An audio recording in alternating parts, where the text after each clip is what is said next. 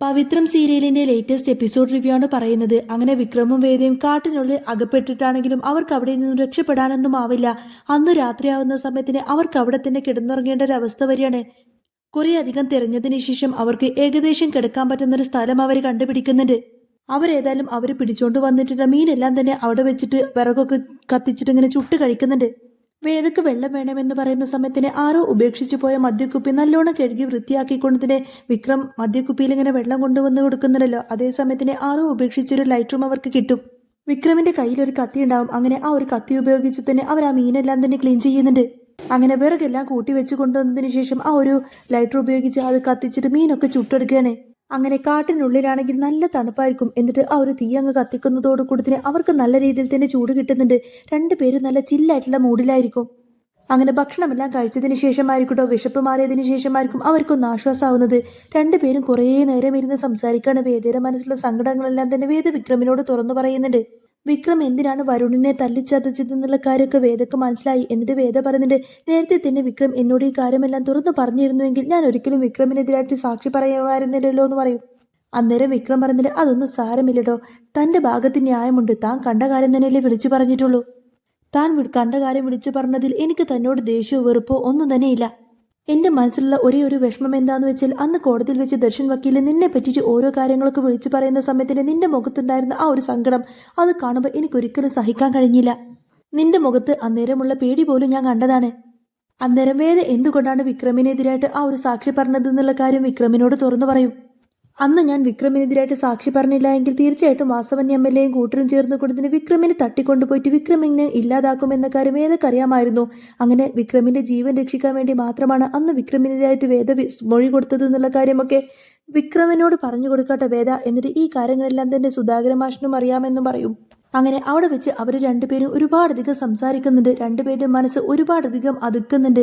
അങ്ങനെ വേദ തന്റെ മനസ്സിലുള്ള ഓരോ കാര്യങ്ങളൊക്കെ തുറന്നു പറഞ്ഞിട്ട് അവസാനം കരയാൻ തുടങ്ങിയിട്ടുണ്ടാവും. അപ്പോഴേക്കും വിക്രം ആശ്വാസത്തോടെ വേദ ഇങ്ങനെ നെഞ്ചോട് ചേർത്ത് പിടിക്കുകയാണ്. വേദക്ക് ആശ്വാസം കിട്ടാൻ വേണ്ടിയിട്ട് വിക്രമിന്റെ നെഞ്ചിൽ ചാഞ്ഞ് നെഞ്ചിൽ തല വെച്ച് കിടക്കുന്നുണ്ട് എന്ന് മാത്രമല്ല വിക്രം വേദയെ ഇങ്ങനെ കെട്ടിപ്പിടിക്കും. അങ്ങനെ അന്നത്തെ രാത്രി അവർ രണ്ടുപേരും കൂടുതൽ അടുത്തുകൊണ്ടിരിക്കുകയാണ്.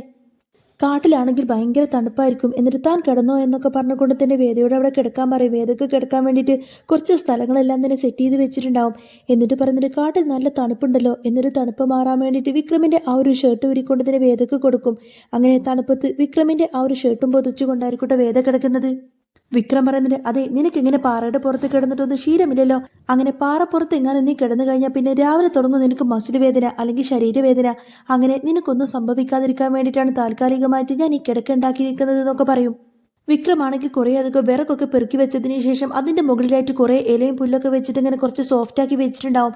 അതും കണ്ടുകൊണ്ടതിന് വേദ ഇങ്ങനെ കളിയാക്കി ചോദിക്കുന്നുണ്ട്, എന്ത് കിടക്കയോ ഇതോ? അന്നേരം വിക്രം പറഞ്ഞിട്ട്, അല്ലടി ഈ കാട്ടിൽ നിനക്ക് നല്ല ബ്രാൻഡഡ് മെത്ത് തന്നെ വാങ്ങിക്കാൻ കിട്ടുമെന്ന് പറയുന്ന സമയത്തിന് വേദങ്ങ് ചിരിക്കണ, ഹോ ഓ അപ്പൊ ഇതെനിക്കാണോ? അങ്ങനെ വിക്രമിന് തന്നോടുള്ള ആ ഒരു കരുതലും സ്നേഹമൊക്കെ കാണുന്ന സമയത്തിന് വേദയുടെ മനസ്സിൽ വിക്രമിനോടുള്ള ഇഷ്ടം കൂടി വരികയാണ്. കാട്ടിലായതുകൊണ്ട് തന്നെ വേദ ഉറങ്ങുന്ന സമയത്തിന് വിക്രം ഇങ്ങനെ കാവലിരിക്കും. അതിനുശേഷം വിക്രമിന് ഉറങ്ങാൻ വേണ്ടിയിട്ട് വേദയും കാവലിരിക്കുന്നുണ്ട്. വിക്രം ഉറങ്ങുന്ന സമയത്തിന് വേദ വിക്രമിനെ തന്നെ ഇങ്ങനെ നോക്കിയിരിക്കുകയാണ്. എന്നിട്ട് വിക്രം ഉറങ്ങിയെന്ന് മനസ്സിലാക്കിയതിനു ശേഷം വേദ കുറച്ചും കൂടി അടുത്തേക്ക് വന്നിട്ട് വിക്രമിനെ തന്നെ ഇങ്ങനെ കണ്ണുമെവട്ടാതെ നോക്കിയിരിക്കുകയാണ്.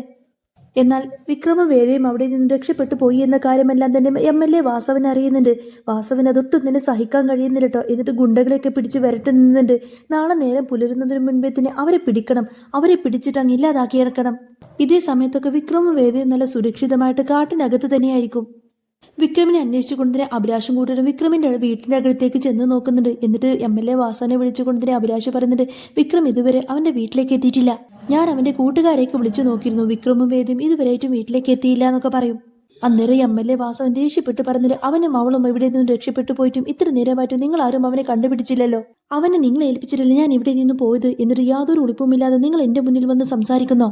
ഒരു കാര്യം ഞാൻ അങ്ങ് പറഞ്ഞേക്കാം, നാളെ നേരം പുലരുന്നതിന് മുൻപേ തന്നെ എനിക്ക് അവനെ ജീവനോടെ ഇവിടെ കിട്ടിയേക്കണമെന്നിങ്ങനെ വാസവൻ പറയുന്ന സമയത്തന്നെ അഭിലാഷും കൂട്ടരും ആകെങ്ങനെ പേടിച്ച് വിറച്ച് നിൽക്കുകയാണ്. വാസവൻ അവിടെ നിന്നങ്ങ് പോയതിനു ശേഷം അഭിലാഷ് വീണ്ടും ഗുണ്ടകളെങ്ങനെ ഭീഷണിപ്പെടുത്തുന്നുണ്ട്. അതെ, നാളെ നേരം പുലരുന്നതിന് മുൻപേ തന്നെ എനിക്ക് അവനെ കിട്ടിയിരിക്കണം, അല്ലെങ്കിൽ പിന്നെ നിങ്ങളാരും എന്റെ മുന്നിൽ ഇതുപോലെ നിൽക്കില്ല, നിങ്ങളൊക്കെ ഞാൻ അങ്ങ് തീർത്തേക്കുമെന്നൊക്കെ പറഞ്ഞു കൊടുത്തിന് അഭിലാഷിന്റെ ഗുണ്ടകളൊക്കെ ഇങ്ങനെ ഭീഷണിപ്പെടുത്തും.